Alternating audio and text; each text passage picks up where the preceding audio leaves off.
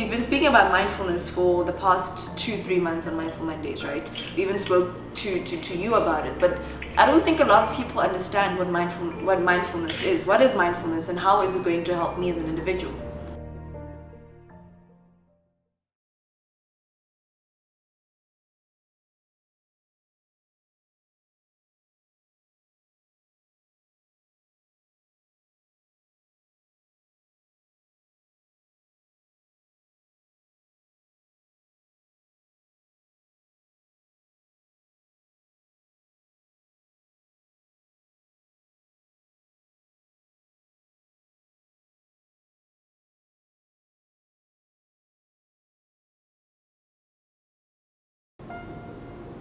One big one for me will be the mindfulness tip for sleep. I struggle to fall asleep.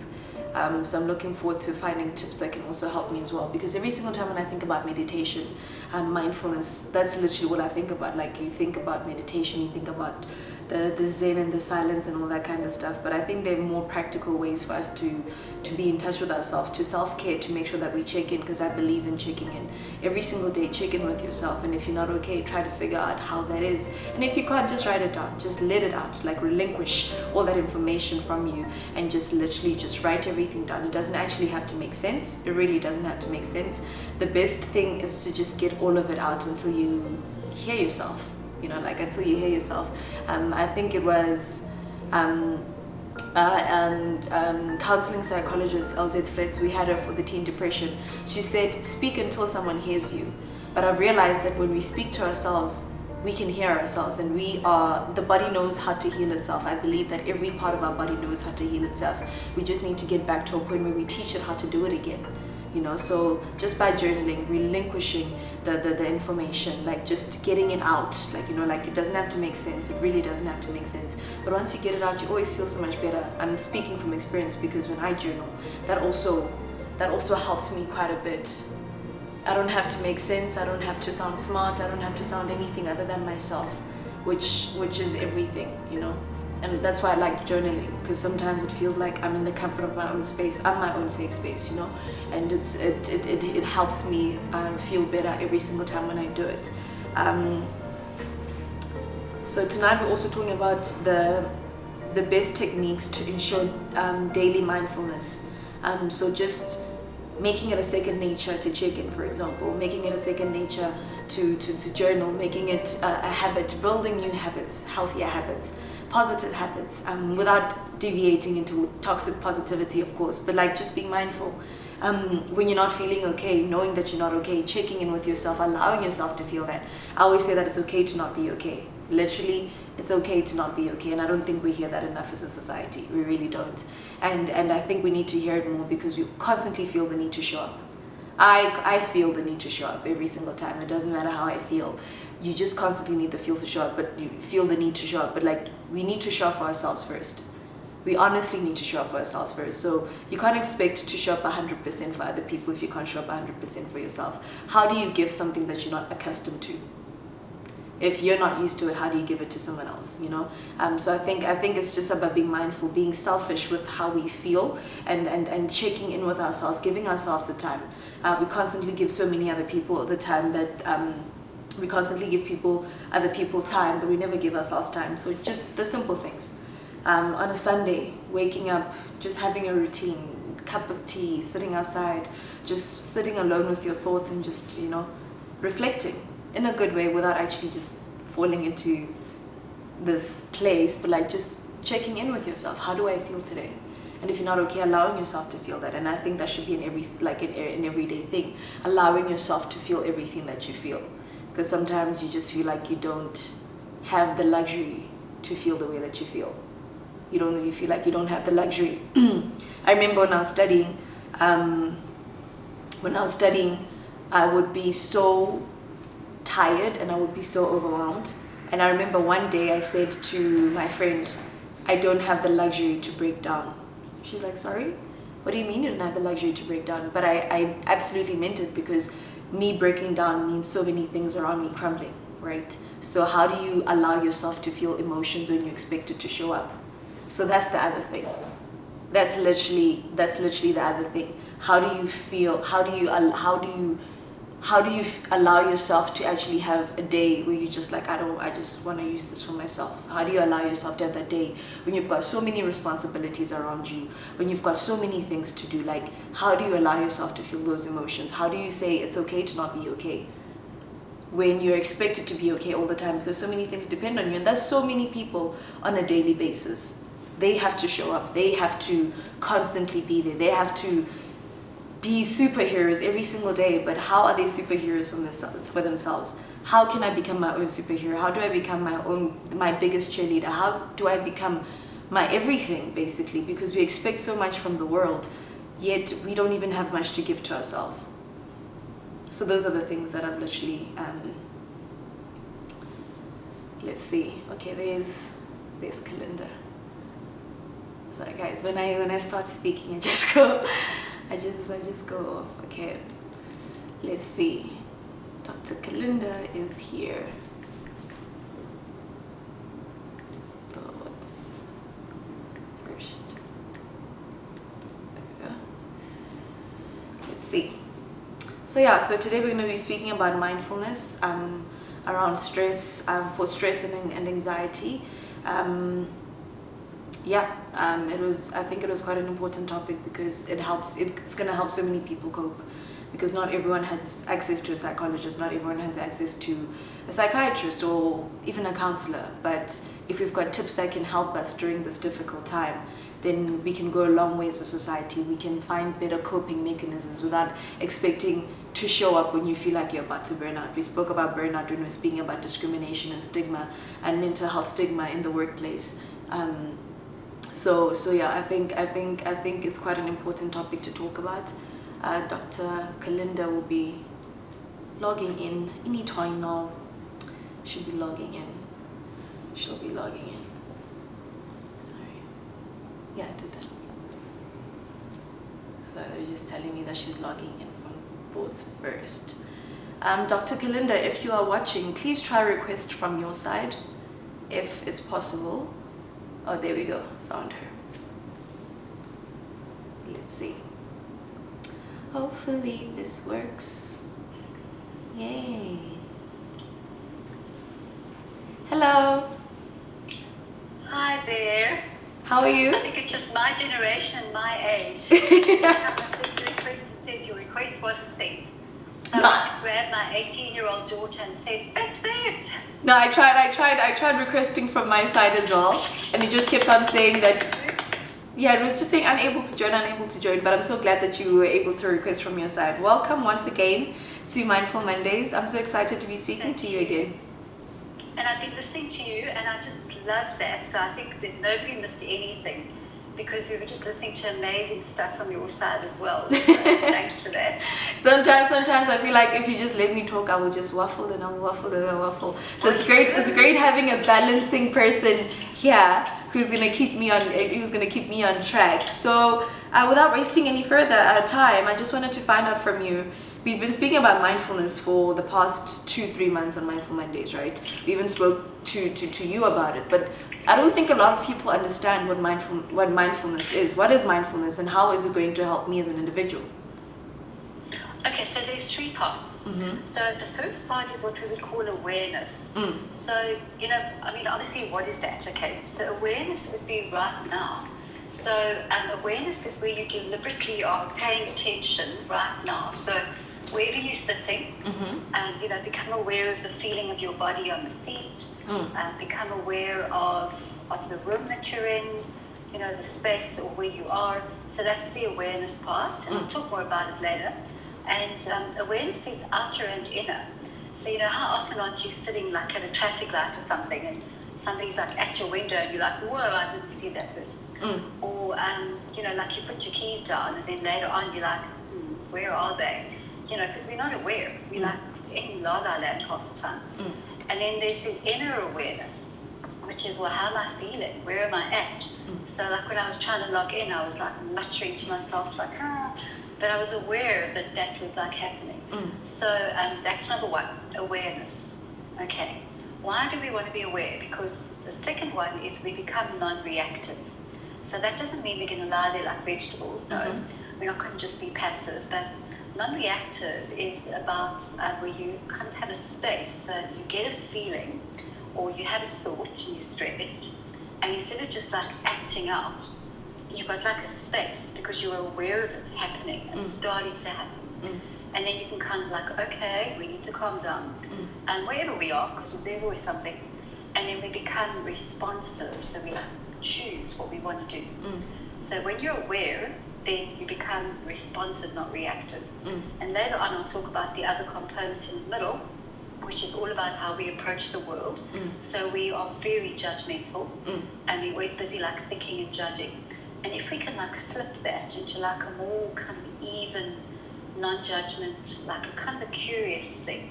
Like say, I'll give an example. So somebody irritates you, so you're in a queue, and somebody's doing something weird.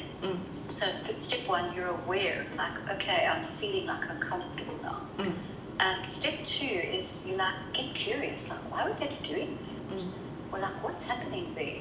That's very different than like, oh, they're this, they're that. And then if you're kind of aware and you're more like curious versus judging, you're not going to react. You're going to like sort of be calmer, a little bit calmer, and you're going to respond and like maybe set a boundary or whatever. I hope that's kind of making sense. I think it is, but I think it's going to lead me to my next question, like from simply how is mindfulness practiced and how is it different from meditation? Because when I think about mindfulness, I think about sitting quietly for I don't know how long and just basically meditating and thinking that is mindfulness. But what is it? Like, you explained what it is, but how is it different from meditation and how is it practiced? Okay, so mindfulness is a form of meditation. You get lots of different kinds of meditation. So you get something called TM, Transcendental Meditation, and like that you would practice if you want to have a blank mind. I don't really know what that's going to do, but whatever, so you prefer that. And then you get like sort of more spiritual meditation, which is more like prayer, or like when you want to train your mind to just focus on the breath or focus on compassion or whatever. So that you see more in a Buddhist kind of area. And then mindfulness is in all over the place. So it's in Buddhism as well, but it's been made more generic. So mindfulness, what you need, think about like on the field, off the field. You know, like if you're the rugby team, you got to practice off the field. So when you're on the field, you can actually do your moves. So what needs to happen is at least 10 minutes a day, preferably twice a day, if possible. You would sit quietly and you would just be mindful on the breath. And I'll show you guys some exercises later. I heard you mention sleep, so I'll show you something. But mindfulness is relaxing, like meditation can be, and it's not really training your mind. That's where it's different. It's much more about observing what comes up. So I'll talk you guys through an exercise later, if you like. And so it's not like normal meditation is more focused, where when you're sitting quietly doing mindfulness training, you're just like aware. You're just watching your breath, or you're doing a body scan, just watching the body. But the key thing is it's an awareness. You're not doing anything with it. You're not like blocking thoughts. You're just observing them. Very much like that. So it's a little bit different than other kinds of meditation where you're supposed to not be thinking. So mindfulness is much easier because, you know, I don't know how I'm ever going to stop thinking. So I wouldn't try those. And to someone that's listening, what are the benefits of that? What are the benefits of mindfulness? Yeah. So there are lots. So there's a lot of studying being done on mindfulness. So one of them is health. So in terms of just your general health and well-being. Then another one is pain control. So there's a particular thing called the body scan, which is very, very good for that. And so we can use it for that, even just like with a headache or certainly chronic pain, like any kind of chronic condition, like think of arthritis, fibromyalgia, or when you've had surgery or you're going to treatment. So it's very, very helpful from that perspective. Then the other thing is concentration. Definitely it helps with that. And memory helps with that as well. And then, of course, the big ones for me are stress, anxiety, and depression. So in terms of stress, it lowers your heart rate, it evens out your breathing, so it's really good.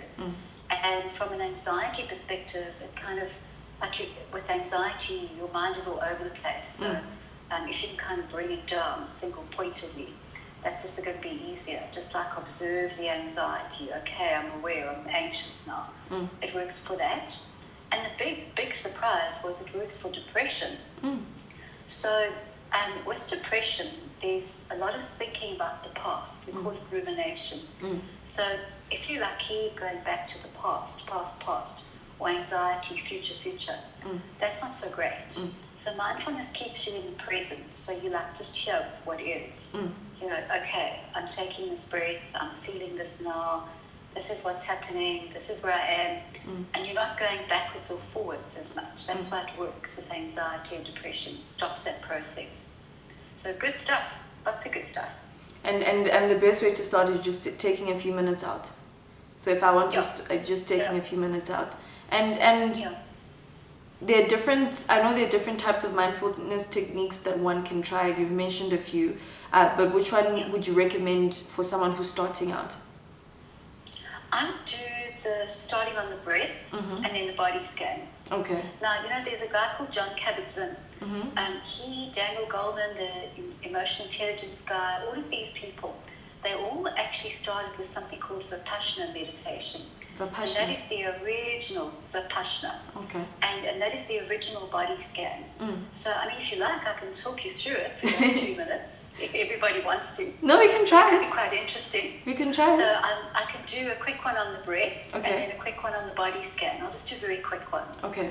Okay, so you can do it with eyes open or closed, doesn't matter. So just sitting as you are, I normally would just close my eyes. It's just easier from a distraction point of view. Okay, so whoever's listening, you just sit exactly as you are.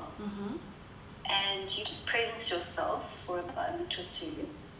Become aware of the feeling of your body on the seat or wherever you are, the ground under your feet. Just take a moment then to start focusing on your breath. So the object is not to change your breath in any way. What happened? I was being mindful. I was being mindful. Let's see if we can get her back. Is it my network, guys?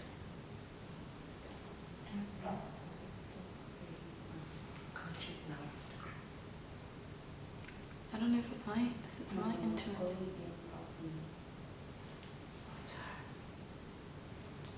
Oh, okay. Oh, we lost her. Oh. And we were being mindful, guys. Thoughts first. Let me try to get her back. It's so hard just like closing your eyes and just... It's so hard. But I was getting into it. Okay.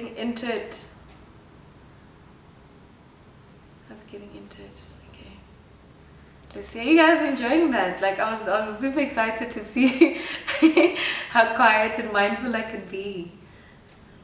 But yeah, I'm really keen to try something like that because I've tried different apps that help with being mindful, and then they'll tell you to close your eyes. So I'm keen for this. Yes, we were being mindful, but she's coming back now. I'll try to get her back. And then we can carry on being mindful. Let me see if you guys have been asking. Let's see. Let's see. Okay. Just trying to get her back, guys. Yeah, I really liked us doing that together, like closing our eyes together and being mindful. And being mindful all together. Let's see. Trying to get her back. But I'm struggling. If you guys have any questions, please send some through. Hopefully we're going to get to them. But if we don't, we always have people from my side, from my team, and from the SADC team, just checking the comments. So if there are any questions that you guys asked that need to be asked in another session, then we do that. So please do ask questions. We see them. We see all of them. I have a few audience questions right here with me that I'm going to go through. Oh, I really wanted to do that Usa moment. But let's see. Let me try to get her back.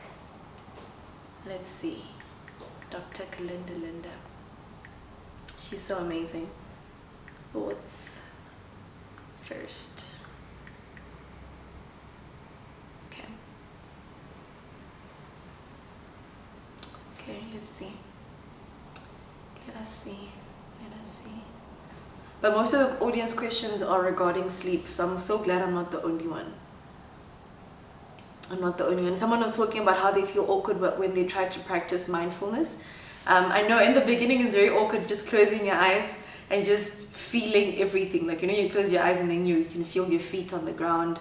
And then you have to close your eyes and then you have to block out so many thoughts and just be present in that moment. Because I think being present is the most difficult thing, honestly. Like, it's the most difficult thing. And when you get to that point where you're present, it's so beautiful, but it's so hard to get there. I find myself a bit envious of people that can just be present, no problem. I've been trying out different forms of practices. So I tried Qigong. I've been trying that, which is really, really cool. I think it's very close to the mindfulness that Dr. Colinda was talking about. I'm just waiting to see if she can come back on. It'd be such a shame if we had to lose her. But she covered most of the questions today. I just want us to really touch on the sleep, because I need it. I need. I think a lot of people need it, because you constantly moving, and the more you don't sleep, the more you feel like you're working harder. That was literally it. I remember when I was doing Miss South Africa, I would be doing Miss South Africa, as a finalist, I'd be doing the Miss South Africa things during the day, and then from 11 until like 3 a.m. I'd be studying, and then I'd have to be up at 6 again. So for like 5 months, I was probably sleeping like 3-5 hours max, every single day. And that's not good, because sleep is very important. Let's see, view request. Yeah. She's back, guys. I just want to know the sleep one is quite important. Yay, you're back. Hi there. I don't know what is going on tonight. No, I think it's the network. It does that sometimes. Okay, I think the Czech gremlins are being horrible to us. So I don't know how far we got. You told us to close our eyes. My eyes were closed. Yes, all eyes were closed. Did you not hear any of the meditation? So I think what I was thinking we could do is, let me go through some of the questions, especially the ones about sleep and mindfulness, because I see popping up a lot. And then once we do that, towards the end of Mindful Mondays, we can just end it off with a mindfulness session. Great. Yeah, let's do that. So I just wanted to know from you, what mindfulness techniques can be used for sleep? Okay, so the body scan is very, very good. Okay. And it works very, very nicely. And it's basically where you just scan your attention from the top down and then back up again. So, with mindfulness meditations, the key is that you want to keep your attention moving. So like when you kind of get two groups. You get the ones where you're watching your breath and where you're just watching thoughts and feelings come up. And then you get other ones where, like the body scan. And that's very, very good if you can't sleep. So what I would normally do would be to suggest like you sit on your bed, maybe next to your bed for like 5 minutes, just 5. And you just scan top down, back up again, and you're just scanning your attention. And there's something about it that is very, very relaxing. It's unbelievably good. So what happens with a body scan is like, say you're scanning over your face and you're like, oh, I'm tense over here. And you get stuck. That's the problem, because then you start thinking. So you just want to like scan. And whenever you're stuck, you're like, no, keep moving. And you go right down to the soles of your feet and you scan all the way back up to your head. That's how you do it. So you just want to like keep scanning like that and not getting stuck. And it sounds weird, but I promise you it works. I try something else for sleep. So if I'm struggling to sleep, I just go into a child's pose on top of my bed, or even just on the floor. Child's pose. And then when you do that, just stay there. And a friend of mine taught me that trick, and it actually helps a lot. Where you just go into child's pose, close your eyes, and just basically the same thing that you're saying, scan your body, scan how you're feeling, because that's the most like very relaxed position, So if you're feeling tense, especially, I struggle with my back. So like if I'm feeling tension in my back, then I'll say, okay, maybe I need to stretch that out. But eventually you get to see what your body needs, which is why I think maybe the body scan is quite important. And I know for someone, how does that work for someone that has anxiety, that struggles with anxiety? How do they reach a state of mindfulness? Because their minds, or yeah, from what I've heard, the mind always is working against you, basically. You know, with anxiety, you can do the body scan, because at least if you're scanning your body and you're busy with that, you're not busy with anxiety.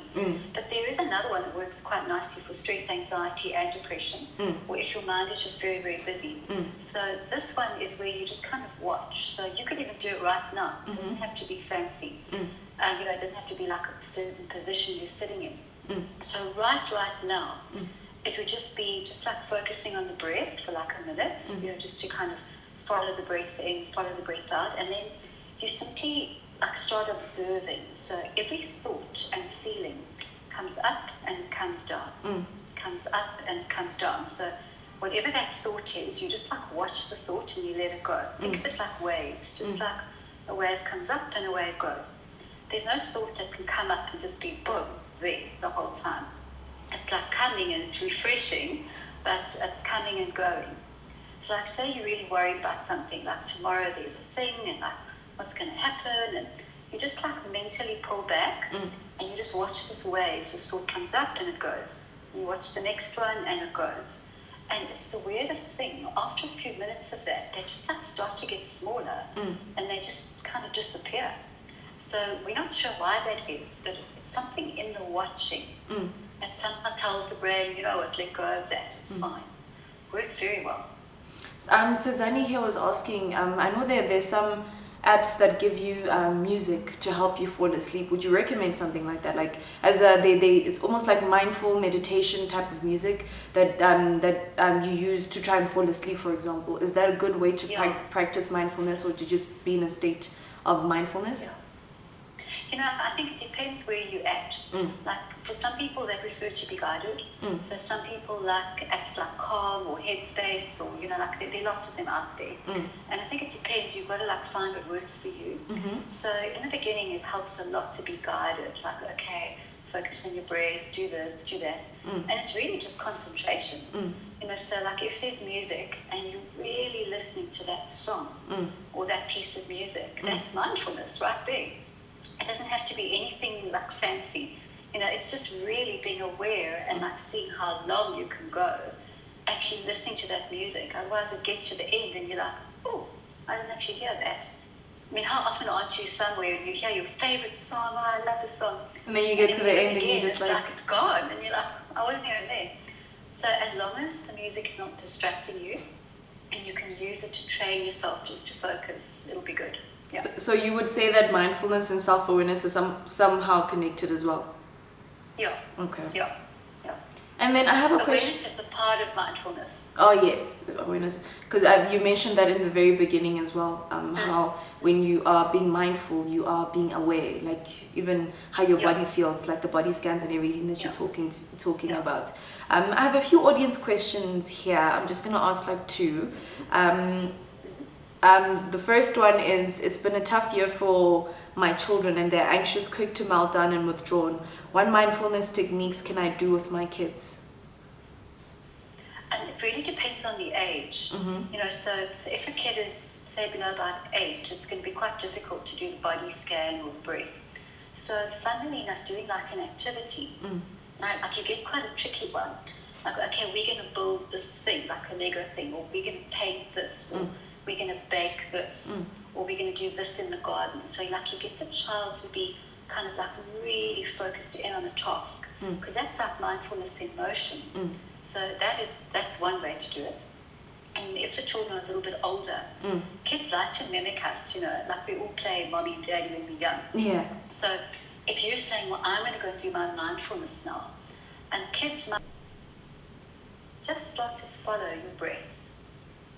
So just follow your breath in and out. So we're not changing the rhythm of the breath, and we're trying not to think about anything. We're just being present and we're following the breath all the way in and all the way out.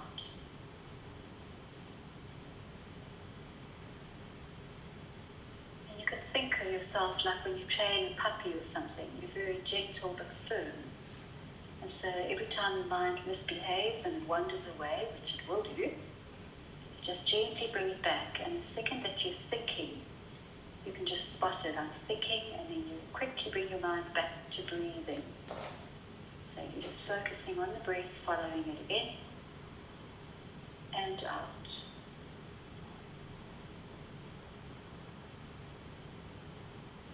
And so this simply observing the breath is one form of mindfulness. Okay. And now I'm also going to do the body scan. Okay. Okay, so let's do that one. This one's very good for sleep and for stress. Okay. Okay, so for the body scan, you would again just sit normally. Okay. And you can do it with eyes open or closed, whatever suits. Sometimes closed is easier, so we can concentrate. Okay. And then you're going to be mentally scanning from the top of your head all the way down to your feet. So if you're somewhere and you're out and you obviously can't just close your eyes, you could just kind of sit like this, just sort of like, you're sitting somewhere, you just kind of look down at nothing. And then you just kind of mentally are scanning. Okay, so I'll talk you guys through that one quickly. Okay, so just find a place where you are comfortable, your body's in a nice stable position. Spend a moment or two on the breath just to stabilize and focus. And now we're going to be scanning from the top of the head all the way down and back up again. Okay. So scan your attention over your face, sides, back of your head, down your neck, into your shoulders. And you're just noticing if there is or isn't anything, sensation. And you scan down all the way to your fingertips, from shoulders down the arms to the fingertips, the palm of your hand. And then you scan down your front, down your chest, your stomach, and all the way down your back. And then down your legs, right down to your feet and to the soles of your feet. So you feel your toes. And then you scan all the way back up your legs, all the way up the front, your stomach, your chest, all the way up your back, and then fingertips all the way up to your shoulders, and your neck, your face, and your head. And you keep scanning for a few minutes. You can speed it up or you can slow it down. And you're basically just scanning, your attention. So I mean, that's a nice one. It's one of my favorites because you can just sit for 10 minutes and you're kind of curious, like I said at the beginning. So there's an awareness and a curiosity. And you kind of just get used to scanning. It's very, very relaxing when you're just doing that, say before bed or whatever. And the other time that's very, very nice is, like, say if you're out in the world and kind of something upsets you. You're either anxious or you're angry or you just kind of feel rattled. You just kind of mentally start to scan top down, bottom up, or also for pain. Top down, bottom up. And the trick is to not get stuck on a sensation, to just scan past it. And when you come back, it's changed. So this is quite helpful. And this is something that, people can just give it a bash, see how it works. And how does mindfulness connect me, for example, to others? How does it connect one person to the other person? Well, I like to think we're all in a web. We're all interconnected, like cells in the body. It's one body, but we're all cells. So all humans are kind of, entities on this planet with animals and plants and everything. How it connects, you can do it in a group. And when you do it in a group, you really feel that energy. You definitely do. But I think it just makes you a much calmer person. And, you're aware. So you're kind of aware looking around you. You're aware of, often when we're just in our own heads, we could be in a group and not even notice the person next to us is depressed. So, it definitely helps with that awareness, and it helps with your own stress control and your own state of mind. So obviously you're going to just be a better influence wherever you go. So, you can think of it almost, I'll give a crazy analogy. When you're washing something and you stick the dishwashing liquid in and that oil just like scatters. It's almost like when there's a very calm, centered person and they go into a space, whether there's a conflict or whatever, there's just like a lovely vibe that comes out of them. So in that way, you can also connect easier. Well, thank you so much for tonight's session. I'm definitely gonna try even the breathing exercise and just the body scan as well. Because as you're doing it, you feel if there's something that doesn't feel right in your body, you feel it immediately. But you're right. As soon as you go back up, it's a completely different feeling because it's gone. Yeah. It's gone. So thank you so much for tonight's session. Yeah. Thank you so much for always coming through on Mindful Mondays, and we learned so much from you. And even from the last time, with every single person that comes on here, they speak about the importance of journaling, and I think it's quite important. And I know that's something that you advocate for a lot. So thank you so much for tonight's session, and thank you so much for all the tips that you always give us. And thank you for holding the fort with all my weird technical issues. Next time I'm coming to you, that might be better. No, thank you so much. I really appreciate tonight. And thank you so much for the work you do. You know, I think that you're always kind of the one giving out, and maybe for you, especially mindfulness, you know, self-care and how you're feeling and just your struggles, and you share it with the world. You know, I think it makes a huge difference. We have never had Miss SA like this. So, you know, I think especially for young people, it's fantastic. So thank you from Sadak and me. Oh, thank you so much. I really appreciate it. Thank you so much.